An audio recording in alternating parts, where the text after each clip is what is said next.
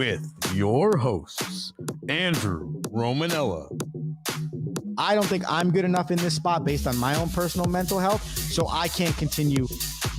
The first problem is with the owner of the Carolina Panthers, okay? You're an idiot. Seriously, you're an idiot. What's going on, everybody? Welcome into another edition of the Rome Show here on 12ouncesports.com, Bingo TV channel 217. I am your host, Andrew Romanella. We got you until about 7:30 and change. It is Friday, September 27th.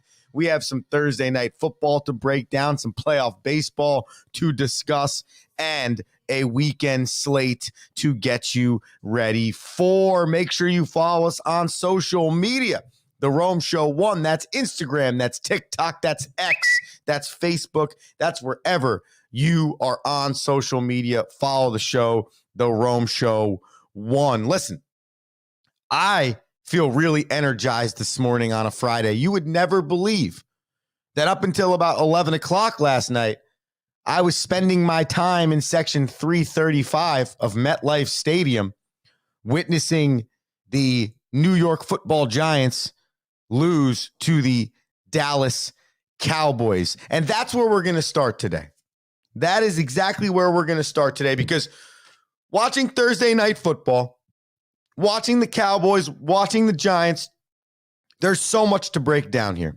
Okay, and you could go 99 different ways with this game. We're going to start with the game straight up as it was. The Cowboys defeated the Giants last night 20-15. Dak Prescott was 22 of 27 for 221 yards and a touchdown. His leading receiver was, you guessed it, CeeDee Lamb, 7 receptions, 98 yards and a touchdown. The big touchdown, a 55-yarder where CeeDee Lamb just burned the defender, and then beat 2 tackles for a yak of about 30-some yards to the end zone. The Giants did a good job later in this game of slowing CeeDee Lamb down, but a lot of the damage was done to that point. Not a terrible game for Danny Dimes, 29 of 40, 281, 0 touchdowns and an interception. The real disappointing moments here for Daniel Jones were twofold. The first one was early in the game. I think this was the first quarter. The Giants got a free play on an offsides from the Dallas Cowboys at like their own 40-something. And I think it was Darius Slayton, but I'm not fully positive. And Daniel Jones just underthrows him down the right sidelines, and the ball gets picked by Diggs. Now, it comes back because it's a free play. So the penalty of the offsides offsets the interception by Diggs. But you're looking at that play and you're going, just Brett Favre that thing, man. Heave it down the field. If you throw it out of bounds, it don't matter. If you overthrow him by 15 yards, it don't matter. But you can't underthrow that football. And if you're watching the play develop, Slayton, if that's who it is, and I think it was, is wide open. And maybe not wide open by the average Joe's standards. Maybe not wide open by the actual standard of wide open, but in the National Football League, when you have a step on the defender as a wide receiver, that is considered open. That is considered wide open. And that is considered a throw that a National Football League starting quarterback should be making. So that was that one. And then another time, a similar thing happened where they rolled Danny Dimes out to his right. He slides back to his left. They start the play going right, but Malik Neighbors is streaking across the field to the left, and he just underthrows him. And thankfully, because of the effort from Malik Neighbors, there's no interception there. So those are the two things I looked at for Daniel Jones, and I said, those are two things that if you want this team to win this football game, if you want this team to go from 1-3 to 3-1, those, I should say, plays need to be executed. And then on top of that, you cannot kick 5 field goals in a football game and win. And I say that, and I immediately contradict myself, because the Giants lost a game where the Washington Commanders scored 6 field goals and won the game. And then on that same scenario, the Giants offense could not get into the end zone. So when you look at everything from a whole picture, when you look at the New York Football Giants from a whole picture, you say to yourself, okay, we have one glaring issue on the offensive side of the ball right now. We cannot score touchdowns. It's clear and obvious. We can move the football. We can utilize Daniel Jones. He can be a good quarterback for us. We can have a really good offense. Malik Neighbors could be the best wide receiver in the league, okay? But we cannot score touchdowns. And then on top of that, we go into this game, and if you remember correctly, there was some statistics we threw your way yesterday. That was the reason why we felt like on the Rome show, there was going to be a battle in this football game. And there was. But the running game did not come into play for neither side. The combined total of running yards in this football game was 106. The combined carries was 47. So essentially, the Giants and the Cowboys running games combined ran for an average of 2 yards a carry, essentially.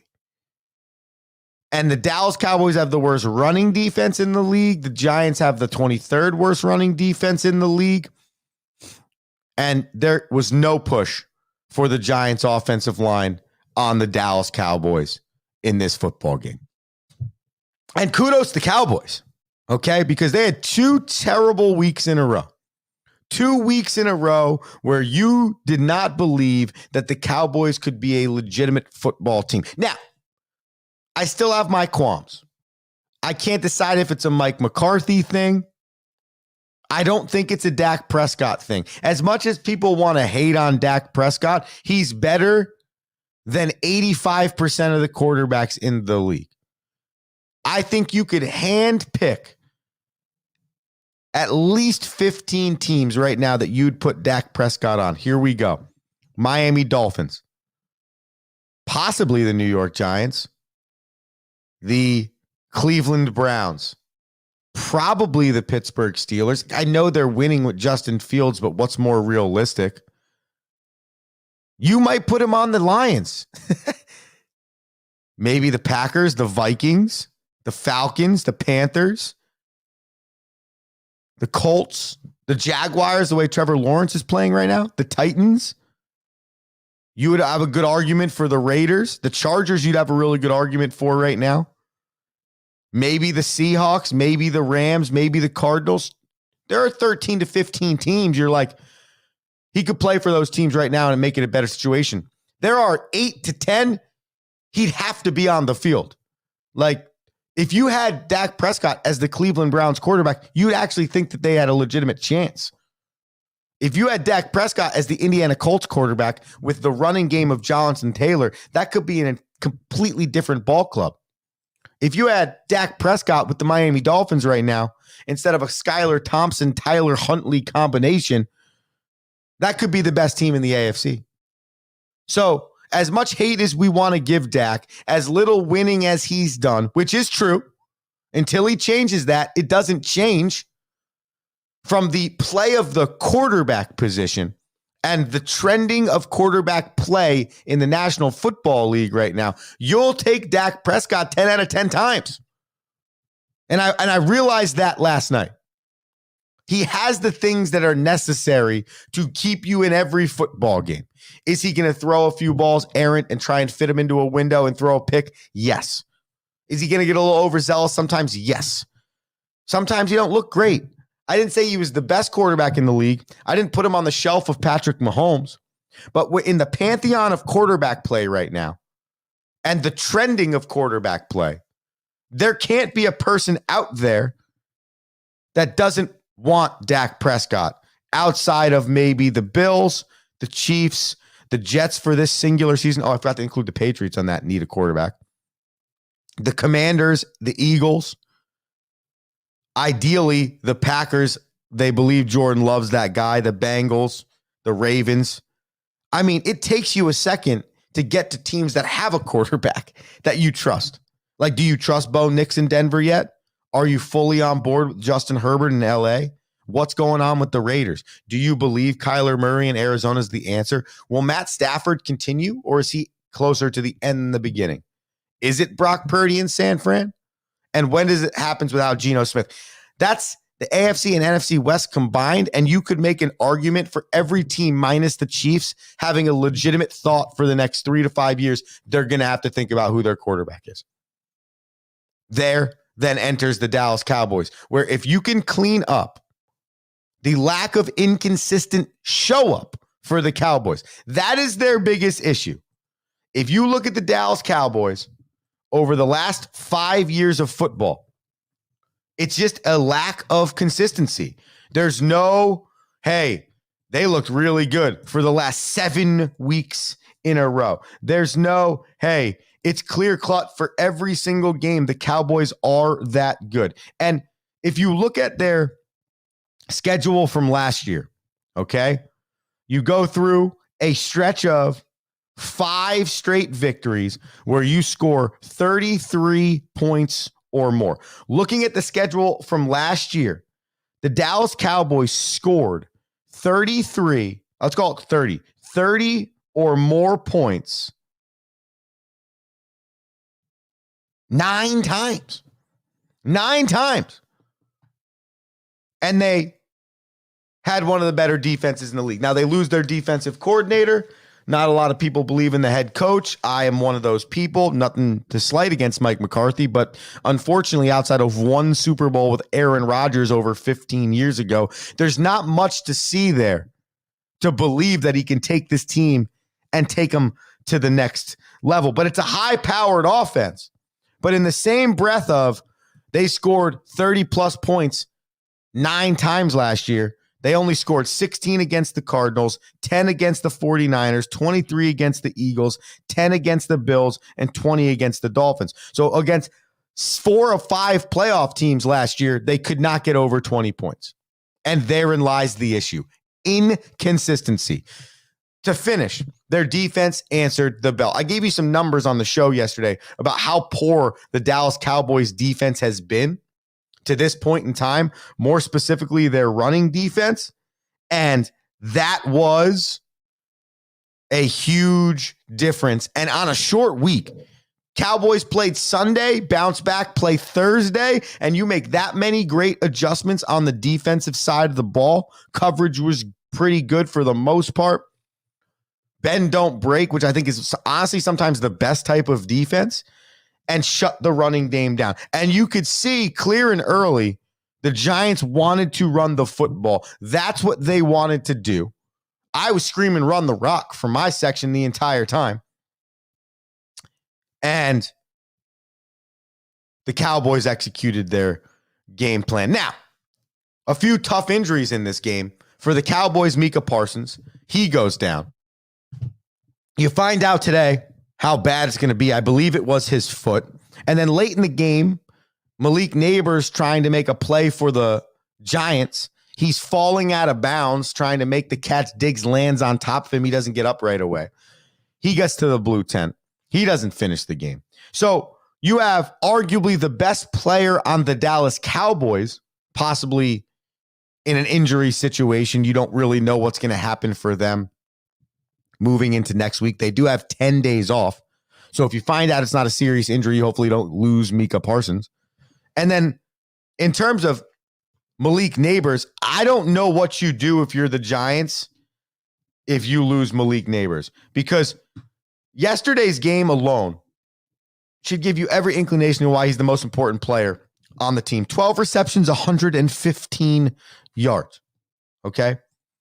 Malik Neighbors, in 4 games as a New York Football Giant, has amassed 52 targets, 35 receptions, and 386 receiving yards to go along with 3 total touchdowns. He had 115 yesterday. He had 127 week 2 at Washington. He had 66 week 1 and 78 in week 3. Here's a fantasy number you should look at. In 3 of the last 4 weeks, Malik Neighbors has had 12 or more targets, and he's had 8 or more receptions. So those 2 numbers right there are what you want to see. Clear-cut connection between Malik Neighbors and Daniel Jones. You just got to hope that he can get back in the saddle no matter what happens here with this injury, and you'll find out next week. Both teams, as they call the mini bye, get off and have 10 days off. The Giants return with the Seahawks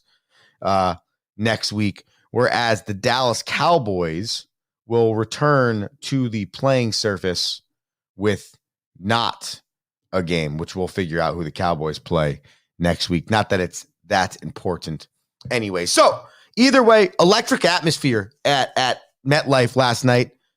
I cannot believe the Cowboys will play the Steelers. They will play the Steelers next week. I cannot believe how electric that atmosphere was on a Thursday. And if you're the Giants, you have to love the type of energy you get from your fan base, no matter the negativity that could possibly be swirling around. Now, I'm not going to be as down on the Giants as everybody else, despite their 1-3 record. Do they need clean some things up? Yeah.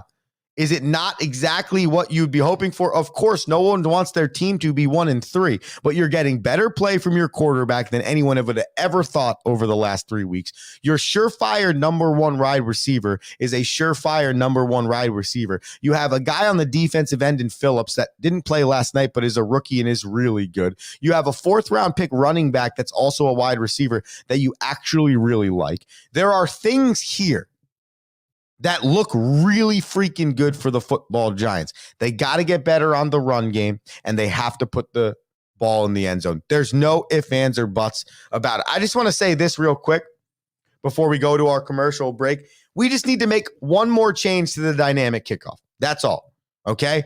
Rather than let the kicker kick the ball from the 35-yard line and essentially have the opportunity to throw it through the uprights every single time, let's actually make it more dynamic. Let's move the kicker back to the 15-yard line. So now in order to kick the ball into the end zone, he has to kick the ball 86 yards for a touchback. Significantly much different. That also will actually make the kickoff dynamic. You cannot call it a dynamic kickoff if 90% of the time the dynamic kickoff is going into the end zone. Then it is merely just a kickoff. But if you want it to be dynamic, you need to start getting more people to return the ball. And by the way, when the ball's returned, it's fun. It's like regular football. I think that was the idea there. But you need to actually make it dynamic. Move the kickers back. Stop with this crap where it's so easy to kick it into the touchback, or just get rid of the kickoff, because you could save the game so much time. So much time you can save the game. There was a flag called yesterday, and the ball landed 15 yards out of the end zone. Illegal formation. What did they form up for? The ball went out of the end zone. They weren't going to receive the football. He kicked it out of the end zone 15 yards. Waste of time. That kickoff was a waste of time. The clock before and after is a waste of time in terms of commercials. And then you wasted my time by telling me that there was a flag and moving the ball back 5 yards. So if you really want to make it dynamic, why don't you put the kicker way farther back and make him actually earn the fact that he's got to get it to the end zone? Or furthermore, give them points if they put it through the uprights. That would be even cooler. I think it's going to be cool if we take a commercial break so we can pay some bills here on 12ouncesports.com. And then we will come back. I got to give you a quick Major League Baseball update in terms of playoff standings, and then we will go through the weekend slate of National Football League games and give you our daily picks. The Rome Show here, 12ouncesports.com, Dingo TV channel 217, back after this commercial break. Need tickets to that next event? Well, at 12 Ounce Sports, we've got them with soccer anywhere in the world. Tickets to any venue, any sport. Want to go to NCAA or NFL football matches? We've got them. Yeah. Baseball at every level. Every Power 5 matchup is available. Don't forget, costumes and paint are optional. What's that? You want to go to Broadway? We have those too. Want to jam out? Every concert, every artist. That's right, at 12 Ounce Sports, we've got the tickets for less. 12ozsports.com/tickets. That's 12ouncesports.com/tickets.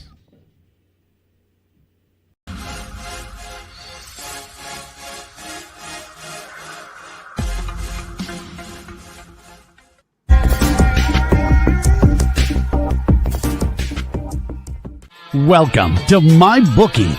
You're ready to create an account and start making money. And we're here to help. And remember, you can get a bonus of up to $1,000 on your first deposit. Now you're ready to bet.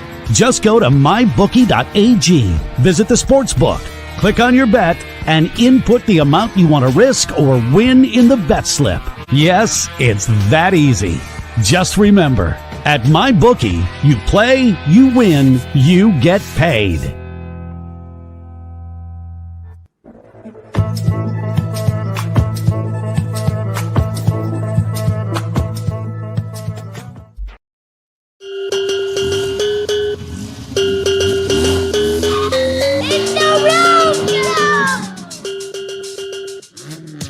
Yeah. The Rome Show here, 12ouncesports.com, Dingo TV, channel 217. The Rome Show 1, social media handles. Follow us. The Rome Show Shop, The Rome Show Shop, The Rome Show Shop. Being electric. Heck yeah, we are. It's Friday, September 27th. A lot of sports to talk about. And Major League Baseball has quite possibly the biggest weekend in a minute coming up here. You have 4 teams in the National League in contention right now. We've been talking about these 4 teams for a few weeks now. That is the Mets, the Diamondbacks, the Braves, and the Padres. The Padres have officially locked in their wild card spot for the postseason. They need 1 more or 2 more, depending, because the schedule has been a little messed up, which we'll break down in a second here. They need 1 or 2 more victories to officially secure the first wild card, because there is still a mathematical chance for the Mets, the Diamondbacks, or the Braves to get that first wild card spot. But nonetheless, Padres are in. The Mets and the Diamondbacks are a half game away from each other. So the Mets are 87-70, and the Diamondbacks are 88-71. The Metsies and the Braves series got postponed, so they didn't play 2 of the 3 scheduled games. And now that becomes an issue because a doubleheader is scheduled for Monday, which is not the last day of the year. Sunday is the last day of the year. The Mets, they go on right now, and they're going to play the Milwaukee Brewers. The Braves, they're going to go on and play the Kansas City Royals. And the Arizona Diamondbacks are playing the aforementioned San Diego Padres. So in a scenario where the Diamondbacks lose 3 straight to San Diego and the Mets win 1 game, I believe that there is no need for a play-in game.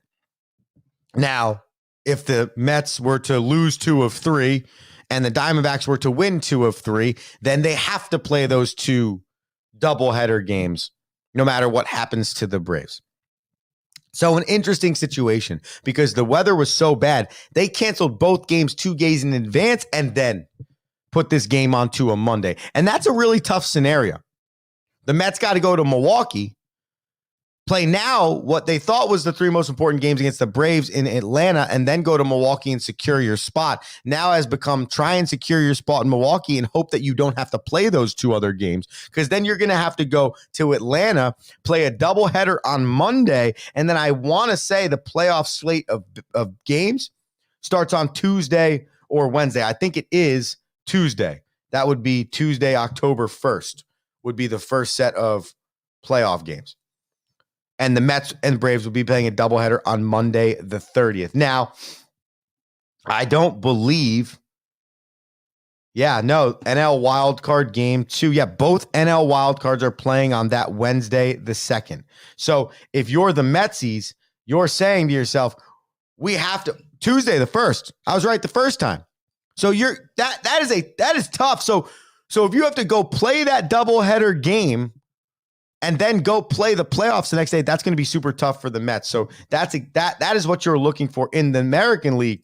The New York Yankees secured the American League East, which was awesome. Yesterday, Aaron Judge and Giancarlo Stanton homered for the 17th time combined this season. That's the most since 1961 when Mantle and Maris did that for the Yankees. How about that for some daily data? The Orioles secure their wild card spot. The Royals and the Tigers are probably going to lock it up in the AL. They're 3 games up on the Twins, who have had a colossal collapse, which we'll have time to talk about in the offseason. So not a lot to be determined, but a lot to be done this weekend in Major League Baseball. Break it down. Watch that. It's going to be a lot of fun. Okay, let's give you your weekend picks, your daily picks, and then this show ends. It is time. Somebody give us the music.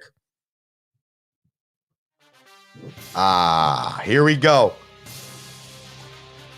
We are starting in Atlanta. We have the Saints at the Falcons. The Falcons are favored by -2.5 here. I cannot believe that is even a line. Even though the Saints played poor last week, I believe they're going to bounce back, and I don't really trust this Falcons team, even if they are at home. So I'm going to take this as one of my picks today.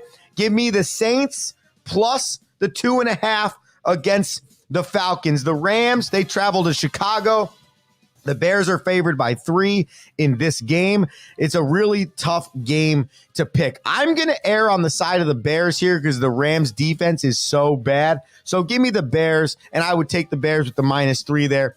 Not an official pick for me, but I'll pick them all for you. The Vikings are at the Packers. Again, another one here. The Packers are favored by 3 in this game when you have the Vikings at 3-0 and one of the best offenses in the league. I know Malik Willis has the Packers going well and they're at home on a 2-game winning streak, but I'm going to go ahead and take the Vikings on this one, and I would take the Vikings at plus the 3. At the end of this rant, I'll give you the 3 picks that I think are the hitters. Steelers at Colts. Give me the Steelers. They're -1.5. Again, I don't believe in the offense. Anthony Richardson has 3 touchdowns, but 6 interceptions on the year. That's not doing it for the Colts. Broncos at the Jets. The Jets are favored by more than a touchdown here. I think that's because there's a rookie quarterback in Denver and they are a little inconsistent. I'll take the Jets to win on the banana line, but give me the Broncos at the +7.5. Not fully confident in that pick, but that's where I'm going to go. The Eagles are at the Buccaneers. The Eagles are favored by -2. I think the Eagles win this football game, and by just that, a field goal. So I'll take the Eagles, and I'll take the points. I just think the Buccaneers, it's gut check time. They did not play very well last week. If you go back to the Detroit game where they won, they still didn't really play that consistent of football. So we need to clean it up slightly with Baker and the Bucs. Eagles -2. Bengals at Panthers. I think this is where the Bengals get off the schneid. They are favored by 4.5 here, even though they are 0-3. That defense has to figure it out. But it looks like Joe Burrow is starting to play better football. Jamar Chase had a really good game the other day. Can the Bengals roll that over with a good defense and beat the Panthers? If they don't, then they might as well go 0-17 this year and have no aspirations of the postseason. Bengals by the -4.5. Jags at Texans. Give me the Texans at the -6. Bounce back game, and the Jags just look terrible. Commanders at Cardinals. Give me the Commanders plus the 3.5. Yeah, the Cardinals are favored in this game by 3.5. It's got to be because it's a road game, and still no one believes in Dan Quinn, Jaden Daniels, and the Commanders. So I'll take the Commanders. I'll take them at the +5.5. Pats, they travel to San Fran. San Fran's favored by -10. Give me the Pats +10. Give me San Fran on the money line. I don't believe in San Fran enough yet that they can beat this Pats team who battles really hard by 10 or more. Raiders hosting the Browns. I'll take the Raiders in this one. It's essentially a pick 'em. They're favored by 2.5. I'll take the 2.5. Chiefs at Chargers. Give me the Chiefs by the -7. Bills at Ravens. The Ravens are favored by -2.5 in this game. I'm going to take the Bills at the +2.5. I believe more in Josh Allen, Sean McDermott, and that team. 2 Monday Night Football battles again. The first one is atrocious. It's my Miami Dolphins hosting the Titans. The Dolphins are favored by 1 point in this game. Both quarterback situations are brutal between Will Levis for Tennessee and the Skylar Thompson, Tyler Huntley, Miami Dolphins. I don't know really what to do here because the Dolphins have slightly more weapons and they're at home. Give me the Dolphins at the -1. Then the Seahawks host the Lions, or the Lions host the Seahawks. Lions looking for a continued bounce back. The Seahawks looking for a 4th straight victory. They've played good football, not great football, but they're 3-0. I think this is where they go into Detroit, and the Lions will win this football game. I want the Lions on the money line at 3 at the straight-up pick, and then I also want the Lions at the -3.5. I think they're going to win on both. If you want, like, slight music change there, if you want my 3 locks, I believe, at least for today in your daily bananas, we went 2-2 last night, had the Giants at +5.5, Dak over 256.6. We didn't get that. We had Neighbors over 72.5 receiving. We got that. And we had Singletary over receiving plus Russ 87.5. We did not get that. So a 2-2 day. We go to 98 and 82 overall. And I give you my 3 picks for this weekend. My locks out of the ones we just talked about. Give me the Saints at the +2.5 over the Falcons. Give me the Vikings at the +3 over the Chicago Bears, and give me the Commanders at the +3.5 over the Arizona Cardinals. Yes, ladies and gentlemen, we were going with all underdogs this week, but I think because those numbers really, to me, make no sense and favor the underdog in that matchup. I hope you favor the Rome Show. Every day, 7 a.m., 12ouncesports.com, Dingo TV channel 217. If you missed any of it, get the podcast, the Rome Show podcast, wherever you get your podcast. I am Andrew Romanella. Enjoy your weekend. Be electric. And by the way, tune back in on Monday so we can break it all down. Peace! Thank you for listening.